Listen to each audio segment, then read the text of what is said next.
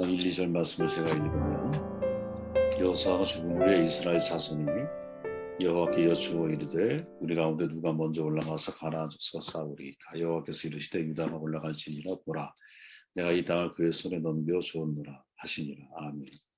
스스로 리더가 되라라는 제목이고요. 리더에 관한 단어를 여러분들이 묵상하는 그런 하루가 되었으면 좋겠습니다. 사사기는 말 그대로 우리가 잘 알지만 사사들의 이야기를 소개하고 있죠. 물론 그게 전부는 아닙니다. 17장부터는 또 다른 내용들을 담고는 있지만 전체적인 맥락상 사사들이 중심 인물로 다뤄지고 있다는 거죠. 그러니까 사사들은 하나님이 세우신 영적인 리더다. 우리 이렇게 정의할 수 있겠죠. 제가 개인적으로 좋아하는 말은 사람을 보면 인생이 보인다라는 말이거든요. 제가 만든 말입니다. 사람을 유심히 보면 인생이 보여요. 어떻게 살아야 할지. 거인의 명함을 알아야 존경할 수 있다. 러시아에서 귀선한 이제 귀화한 박노자 교수의 말인데 이 말을 저는 늘 마음속에 염두에 두고 살아요. 그래, 사람의 명함을 다 봐야 존경할 수 있지. 좋은 것만 보면 긍정적이긴 하지만 그게 전부는 아니잖아요. 그죠? 영적인 리더인 사사들의 명함을 살펴보면서 각자의 올바른 결정을 내리는 것. 이게 우리에게 주어져 있는, 또 저와 여러분 모두에게 주어져 있는 몫이라고 생각을 합니다. 오늘부터 이제 사사기 1장부터 본격적인 내용에 들어가기 시작을 하는데, 이제 이스라엘 백성들이 여호수아의 지휘 아래 가나안 땅을 정복했잖아요. 지파별로 땅의 분배까지 이미 다 마쳤어요. 거기까지가 여호수아의 책임이었어. 근데 이제 아직도 정복하지 못한 땅들이 남아 있었죠. 문제는 가나안을 정복하라는 하나님의 명령이 계속해서 지체되고 있었다라는 거예요. 그 상황에서 오늘 1장이 이제 전개되어지고 있는 시죠. 사사기 1장 1절을 다시 읽으면 여호수아가 죽은 후에, 여호수아 1장 1절에 보면 여호와의 종 모세가 죽은 후에, 이런 표현이 동일한 표현이죠. 반복되고 있죠. 이제 여호수아서는 모세가 죽은 후에라고 시작하는데 사사기도 동일하게 여호수아가 죽은 후에로 시작을 해요. 공통점입니다. 이스라엘 지도자의 죽음을 통해서 이제 새로운 시대가 시작되고 있다라는 것을 알려주고 있어요. 근데 이제 사사기는 여호수아 다른 점이 하나 있죠. 모세가 죽은 후에는 여호수아가 있었지만 여호수아가 죽은 후에는 아무도 없다는 게 다른 거예요. 이제 차기 지도자가 세워지질 않았어. 이스라엘이 가나안의 모든 땅을 정복한 것이 아니잖아요. 아직 정복할 땅이 많이 남아있어요. 근데 지금 이스라엘에게 자신을 인도해줄 리더가 없는 상태이죠. 여호수아가 죽은 후에 백성들의 마음은 당연히 불안한 거예요, 여러분. 그죠? 하나님의 뜻을 그동안 알고 이끌어 주었던 여호수아가 죽었어. 누가 대신 그 일을 할까? 당연히 백성들은 질문할 수밖에 없는 거죠. 그죠? 그래서 그들은 하나님께 질문을 하는 겁니다. 여호수아가 죽은 후에 이스라엘 자손이 여호와께 여쭈어 이르되, 이렇게 질문하는 거죠. 우리 가운데 누가 먼저 올라가서 가나안 족속과 싸우리이까? 이 말씀에서 우리 가운데라는 말을 좀 더 정확하게 번역하면 우리를 위해라고 번역할 수 있거든요. 이렇게 질문하는 거죠. 우리를 위해 누가 먼저 올라가서 싸워야 합니까? 우리를 위해 한다라는 말에 여러분 시선을 좀 고정할 필요가 있는 거죠. 불안하다라는 거예요. 단순히 싸움의 순서를 정해달라는 말이 아니라 지금 이스라엘 백성들은 지도자의 부재에서 느끼는 불안감 속에서 우리를 위해 앞으로 이 믿음의 본, 또 정복의 본을 보여줄 사람이 누구냐, 누가 그 역할을 감당할 것이냐, 이렇게 질문하고 있는 거죠. 그 질문에 대한 하나님의 답은 유다가 올라가라, 이렇게 말을 해요. 그리고 보라, 내가 이 땅을 그의 손에 넘겨주었다, 이렇게 말씀하죠. 유다에게 그 임무가 주어지는 거예요. 여기서 유다는 한 사람만을 말하는 건 물론 아니에요. 유다 지파 전체를 가리키는 거죠. 지금부터 등장하는 각 개개인의 이름은 이미 다 이제 야곱의 후손들이었기 때문에 그들은 다 죽은 사람들이에요. 그의 후손들, 지파 전체를 가리킨다라고 생각하면 됩니다. 중요한 거는 보라, 내가 이 땅을 그의 손에 넘겨주었다, 이렇게 말씀하죠. 내가 승리를 보장하니까 걱정하지 말고 올라가서 싸워라, 이렇게 말씀하죠. 과거 모세나 여호수아처럼 하나님 말씀을 듣고 그 말씀을 전해줄 지도자가 없다라는 것, 이것은 매우 두렵고 불안한 상황이에요. 근데 저는 이런 질문이 든 거예요. 아니, 왜 이런 상황을 하나님이 직면하게 하시는가? 그죠, 여러분? 이런 생각 안 드세요? 아니, 모세 세우고 그 다음 차기 여호수아 세웠어. 그럼 여호수아가 죽을 거야. 나이가 많이 들었어. 그러면 당연히 차세대 리더를 세우는 게 맞는 거잖아요. 근데 왜 그렇게 하고 있지 않지? 이 질문에서 거꾸로 이제 말씀을 추적해 보니까 저는 두 가지 생각이 가능하다고 보는 거예요. 앞서 말한 것처럼 여호수아가 죽은 후 새로운 지도자가 없다라는 것이 문제일 수는 있겠지만 왜 하나님이 이걸 모르겠어요? 그죠? 그걸 알고 계신 하나님께서 왜 이런 처사를 이렇게 행동하고 계실까라는 것을 생각해 보면 만약 그것이 문제가 될 거라면 모세 생전에 여호수아를 하나님이 지명하여 세웠잖아요. 마찬가지로 여호수아 생전에 지도자를 세우면 되는 일이고, 그죠? 인물이 없었을까? 저는 그렇게 생각하지 않아요. 갈렙의 사이가 된 온니엘 같은 숨은 인재들이 분명히 있고 있을 수 있거든요. 또 다른 제3, 제4의 인물이 키우면 왜 없겠어요? 인물이 있을 법하거든요. 그러나 하나님은 전혀 후계자를 지명하지 않아요. 광야와 가나안 입성, 또 가나안 땅 분배까지 필요했던 공동체의 지도자, 땅을 다 분배한 이후에는 새로운 지도자를 선택하지 않는 이유가 뭘까? 이게 중요한 교훈인 거죠. 그죠? 질문 하나가 여기에까지 우리의 생각을 이끌어준다고 봐요. 그거는 공동체 리더에서 이제 각 지파의 리더, 더 나아가 각 가족의 리더로 리더십을 체인지, 변화시키고 있는 것이죠, 지금.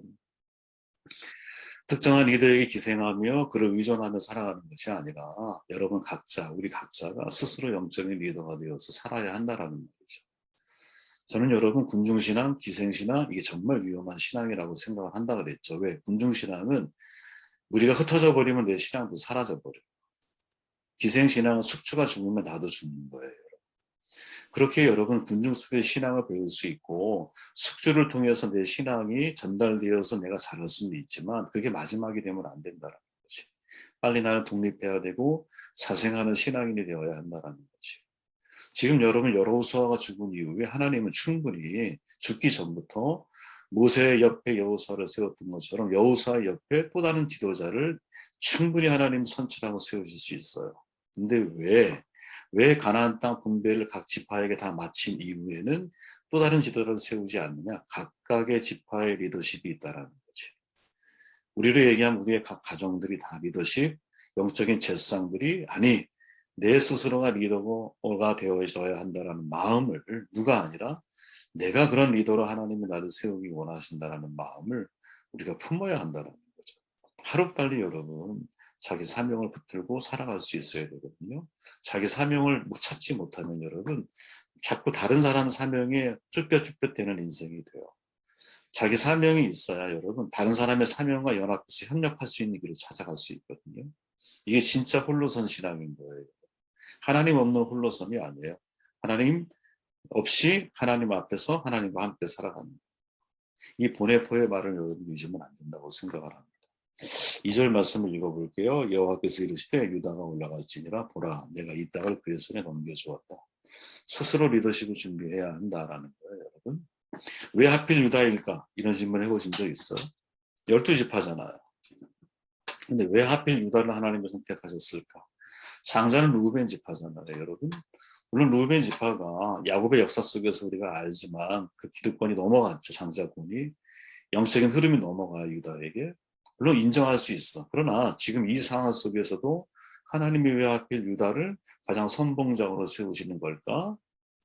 왜 먼저 올라가라 말씀하고 계실 수 있을까? 전 이유가 있다고 생각을 해요. 이거는 단순히 유다 지파가 이스라엘 지파 중에서 숫자가 좀 많아요.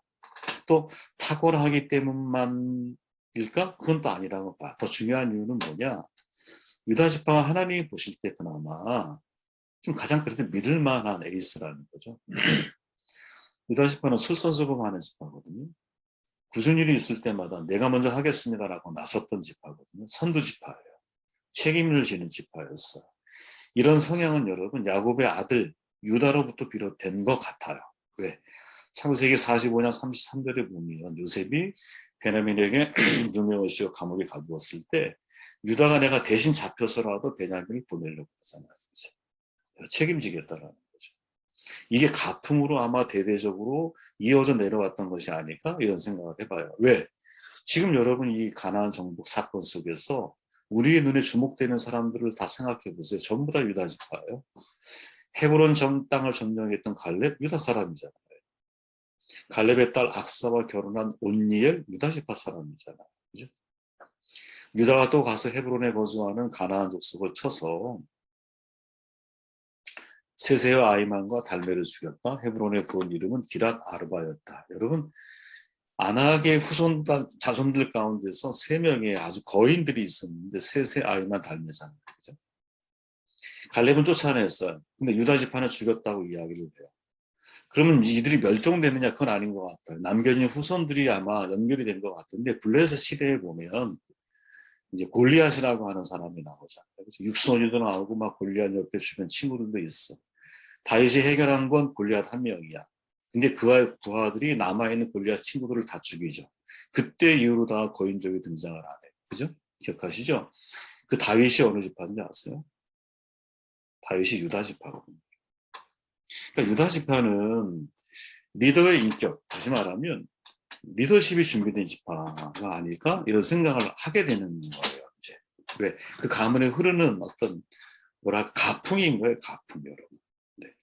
그 가풍이 유다가 루벤과의 관계 속에서 또 베냐민과의 관계 속에서 보여줬던 그 가풍이 아주 오랜 시간 동안 그 가문을 흘러서 내려온 거죠. 참 좋은 가풍이 아닌가 이런 생각이 들어요.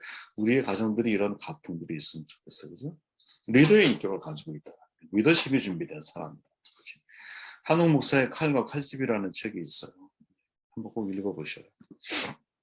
실력과 덕을 갖춘 리더가 될 것을 강조하거든요. 그러니까 실력과 덕을 갖춘다라는 것이 리더십을 준비하는 방법을 우리가 이해할 수 있어요. 근데 그 내용 중에 이 한옥 목사가 하는 말 가운데 이런 말이 있어요.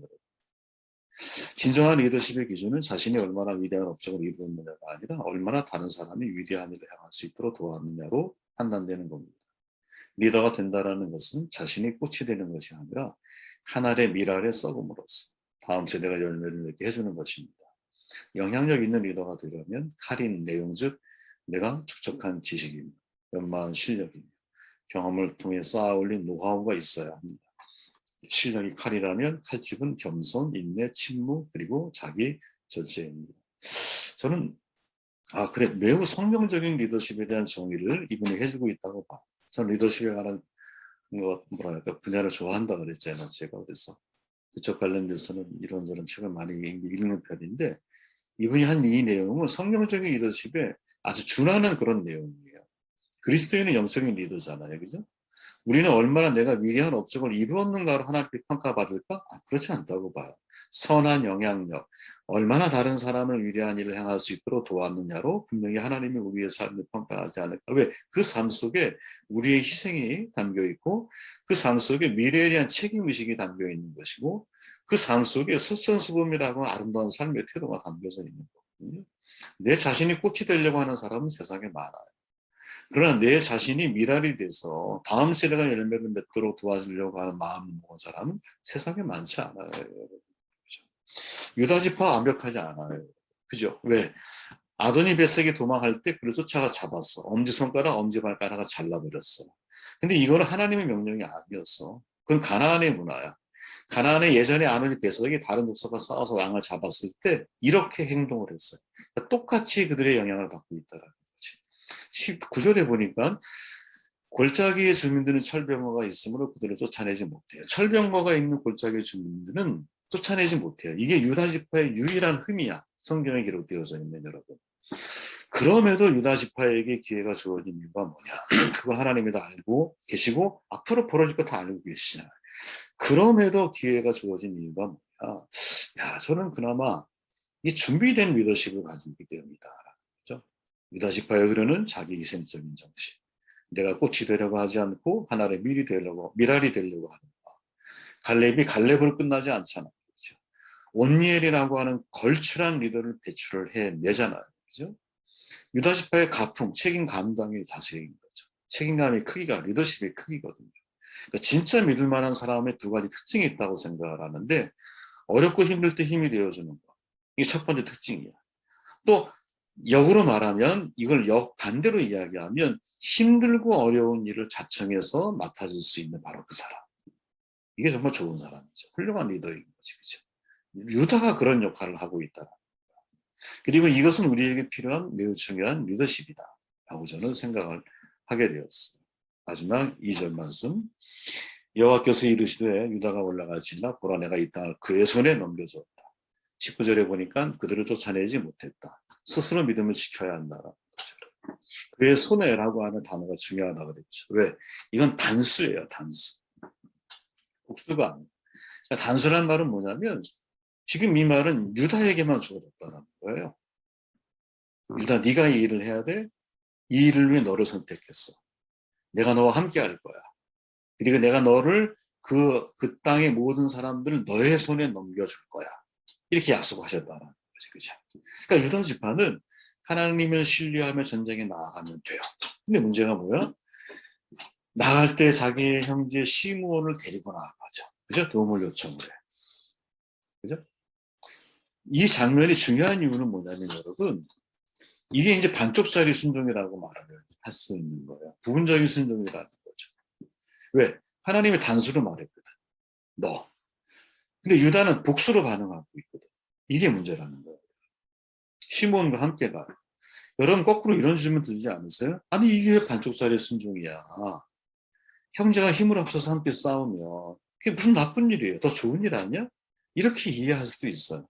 저도 충분히 여러분 그렇게 생각할 수 있고 저 또한 그런 생각을 가져본 적이 있어요. 근데 이거는 여러분 그런 차원의 문제가 아니라는 거지. 유다의 선택은 여러분 누구나 이해할 수 있는 지극히 상식적인 행동이거든요. 하지만 상식적인 일이라고 해서 그것이 온전한 순종이 되는 것이냐? 그건 아니라는 거지. 왜? 하나님은 단수로 유다를 지명을 했는데 유다는 복수로 하나님의 말씀에 반응을 하고 있다. 하나님은 내가 너와 함께 할 거야 약속을 하시고 내가 그들 모두를 너의 손에 넘겨줄 거야 약속을 하셨는데 유다의 반응은 불안한 거지. 그 친형제 시므온을 데리고 갈 수밖에 없는 것이고 데리고 갔음에도 불구하고 무엇? 골짜기에 철병거가 있는 족속은 점령하기가 쉽지가 않았던 거지. 이거 되게 중요한 여러분 상식과 믿음의 사이의 질문을 우리에게 던져주고 있지 않나 이런 생각을 하게 되는 거예요. 저는 여러분 개인적으로 상식의 힘을 믿어요. 차관식 변호사의 상식의 힘이라고 하는 책을 한번 기회 있으면 읽어보셔요. 상식만 통해도 여러분 세상은 살만하다고 봐요. 제 지난주에 이동호 선교사님이라고 멕시코 17년 선교하신 분을 만났는데 그분이 집에 들어온 도둑을 그분이 태권도 사범 도둑 몸싸움에서 간신히 몇 명 싸움을 하다가 한 사람한테 막 본인도 막 찔리고 막 이래서 이제 한 사람을 잡은 찰나에 경찰이 온 거야. 나머지는 도망가. 근데 경찰에 갔더니 거꾸로 이분도 수감을 시켰대. 교도소에. 그래서 이유가 뭐냐 그랬더니 그런 상황이 되면 경찰에 전화를 해야 된다. 네가 싸우면 안 된다. 거긴 정당방위 개념이 없대요. 저 그 얘기 듣고 너무 깜짝 놀랐어. 수개월 동안을 교도소에서 그분이 계셨대요. 이야. 그래서 얘기를 나누다가 제가 그랬어요. 야, 상식만 통하는 세상이 돼도 세상은 정말 아름답게 풍요. 진짜 이런 말이 나오더라. 세상엔 여러분 상식이 통하지 않는 세상이 있는. 여러분 생각해 보세요. 전 상식의 힘을 믿는데 하나님은 상식을 넘어서거든요. 상식으로 따지면 여러분 지팡이로 어떻게 홍해를 갈라? 언약궤로 어떻게 강물을 멈추게? 철옹성 17 폭이 3m짜리를 어떻게 안에서 밖으로 붕괴시킬 수 있어? 기도원의 300명으로 어떻게 미디안 군사 13만 5천 명을 상대할 수 있어요, 여러분? 말이 됩니까? 상식으로 따지자면 여러분 이해 안 되는 게 성경에 가득해요. 상식으로 판단하면 하나님 말씀을 순종하는 것보다 여러분 내 생각을 따를 수밖에 없는 거야. 그래서 이들은 결국 자기 소변에 오른 대로 가는 거예요. 근데 그 출발은 어디에서부터? 내 상식인 거야. 내 상식이 하나님의 초상식을 넘어서지 못하고 받아들일 수 없다. 받아들이지 못하게 되면 이런 문제가 발생하게 되는 것이죠. 여러분 출애굽한 백성에게 주어진 것이 데칼로그잖아요. 율법이란 말이에요. 그죠? 법은 여러분 상식의 커먼센스예요. 모든 사람이 공통적으로 느끼는 감각을 상식이라고 그러거든요. 법원에서 여러분 판사가 판결을 내릴 때 관행, 상식, 관습 다 중요하게 판결을 해요. 왜? 법은 상식에 기반을 두거든요. 법은 여러분 지킬 수 있는 것을 조문으로 만들어야 하기 때문에 상식을 넘어선 것을 합법할 수가 없는 거예요. 그래서 법은 상식이에요. 그러니까 데칼로그는 여러분 하나님의 상식이거든요. 그리고 그 상식은 모든 인간을 위한 상식인 거예요. 하나님을 위한 게 아니야. 1차적으로 우리를 위한 상식인 거예요. 너희를 위해서 우상을 섬기지 말아야 되고, 너희를 위해서 이웃 것을 탐하면 안 되는 거야. 너희를 위해서 안식일을 범하면 안 되는 거예요, 여러분. 그게 하나님 앞에 무슨 일이 되겠습니까? 우리에게 유익한 거거든요. 그런데 하나님은 여러분 상식적인 분이지만 동시에 하나님은 초상식적인 분이에요. 놀라운 하나님이라는 거야, 손봉호교수의 말처럼. 여러분, 초상식은요, 몰상식이 아니에요. 초상식은. 그런데 역사적으로 기독교가 여러분, 하나님의 초상식을 어떻게 몰상식으로 자꾸 반응을 한 거예요.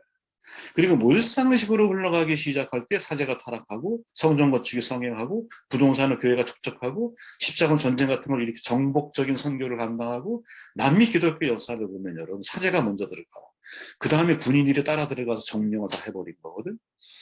여러분 유대교가 상식을 벗어나면 여러분 선민의식이 다른 이방인들에 대한 핍박으로 연결이 되어지는 거야. 여러분 독일의 기독교가 상식을 벗어나니까 여러분 히틀러 같은 사람을 키워내는 거거든요. 오음 진리교 일본에 상식을 벗어나니까 사람을 다 죽이는 거예요. 여러분 가스로다가. 이 상식은 여러분 초현실적인 세상을 모든 종교는 초현실적인 걸 알아요. 초상식이 있다는 걸 알아. 그런데 이 초상식이 아주 기본적인 일반 상식을 넘어서 있다고 자꾸 착각을 하게 되면 그때는 망하는 거라는 거지. 그때는 진짜 변질되고 타락하는 거예요.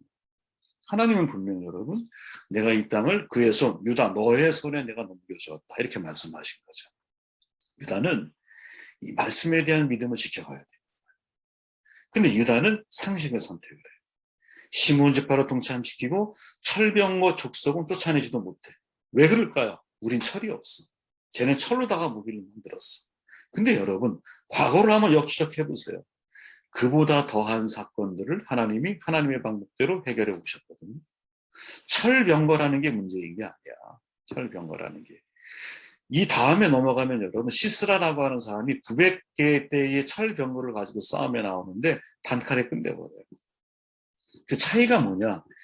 내가 인간적인 상식으로 반응할 것이냐 아니면 하나님의 초상식적인 영역이 있다는 사실 내가 믿고 하나님 말씀에 반응할 것인가.